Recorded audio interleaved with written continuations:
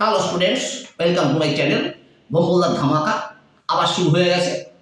এখন আমি আজকে দেখো বোম্বলদার কোচিং সেন্টারের পক্ষ থেকে WBSU ফিফথ সেমিস্টার মাইনর কোডের হিউম্যান ডেভেলপমেন্ট সাজেশন 2026-এ দিচ্ছি। ফিফথ সেমিস্টার হিউম্যান ডেভেলপমেন্টের এই প্রশ্নগুলো 10 মার্কসের মধ্যে পড়বে।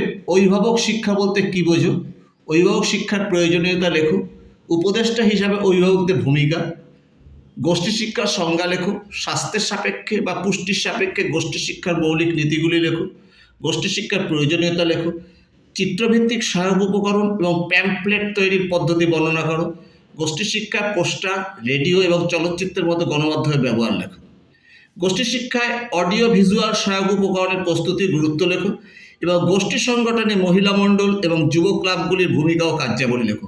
এগুলি 10 মার্কসের কোশ্চেন হিউম্যান ডেভেলপমেন্টে। তোমাদের এবার নতুন সিলেবাস।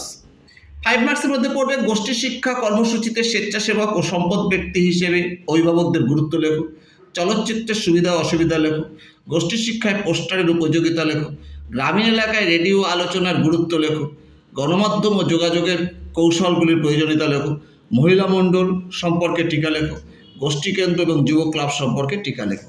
তোমরা এই প্রশ্নগুলি পড়ে গেলে ফিফথ সেমিস্টার হিউম্যান ডেভেলপমেন্টে সব পাবে। তোমরা আমাকে বেশি করে লাইক ও সাবস্ক্রাইব করো, যাতে আমি আরও বেশি উৎসাহিত হয়ে তোমাদের জন্য ভালো ভিডিও আনতে পারি। তোমরা বন্ধুদের মধ্যে সব শেয়ার করে দাও, আর তোমরা সবই কমন পাবে।